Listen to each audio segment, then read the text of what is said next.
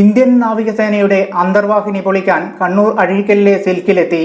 2022 July 16 decommission ചെയ്ത അന്തർവാഹിനി INS Sindhudhvaj ആണ് പൊളിക്കുന്നതിനായി സിൽക്കിന് ലഭിച്ചതെന്ന് സിൽക്ക് ചെയർമാൻ മുഹമ്മദ് ഇക്ബാലും മാനേജിംഗ് ഡയറക്ടർ TG ഉല്ലാസ് കുമാറും അഴീക്കലിൽ വാർത്താ സമ്മേളനത്തിൽ അറിയിച്ചു.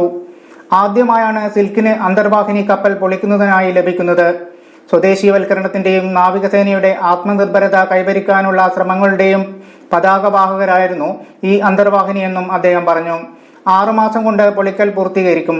നിയമപരമായ എല്ലാ അനുമതികളും ലഭിച്ചിട്ടുണ്ടെന്നും അദ്ദേഹം അറിയിച്ചു.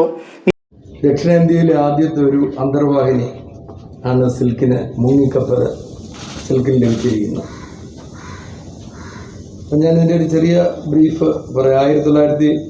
നിങ്ങൾക്കെല്ലാം തന്നതാണ്. 1975 ആരംഭിച്ച സ്റ്റീൽ ഇൻഡസ്ട്രീസ് കേരള ലിമിറ്റഡിൻ്റെ ചരിത്രത്തിൽ ആദ്യമായി ദക്ഷിണേന്ത്യയിൽ 35 വർഷത്തെ സേവനം പൂർത്തിയാക്കിക്കൊണ്ട് 2022 ജൂലൈ 16 ഡീകമ്മീഷൻ ചെയ്ത ഇന്ത്യൻ നാവികസേന അന്തർവാഹിനി INS സിന്ധുധ്വജ് വിശാഖപട്ടണം തുറമുഖത്ത് നിന്ന് പൊളിക്കുന്നതിനായി SILK ship breaking unit Azhikkal യാർഡിൽ എത്തിച്ചേർന്നതായി. 4/4/2024 അന്തർവാഹിനി അഴീക്കലിൽ എത്തിയെങ്കിലും മണൽത്തിട്ടയുടെ ഒരു കാരണത്താൽ ഇത് കരയ്ക്കടുപ്പിക്കാനായിട്ട് ബുദ്ധിമുട്ടുണ്ടായി. ഏകദേശം 6 ദിവസത്തോളം സിൽക്കിൻ്റെ യാർഡിൽ നിന്ന് 3 കിലോമീറ്റർ അകലെ കടലിൽ നങ്കൂരമിട്ടു. കേരളത്തിലെ നമ്മുടെ വ്യവസായ വകുപ്പ് മന്ത്രി ശ്രീ P രാജീവ് അവர்களுടെയും തുറമുഖ വകുപ്പ് മന്ത്രി ശ്രീ B വാസവൻ അവர்களுടെയും ഏകോപനമായ ഇടപെടൽ മൂലമാണ് അന്തർവാഹിനി കരയ്ക്കടുപ്പിക്കാൻ സാധിച്ചത്.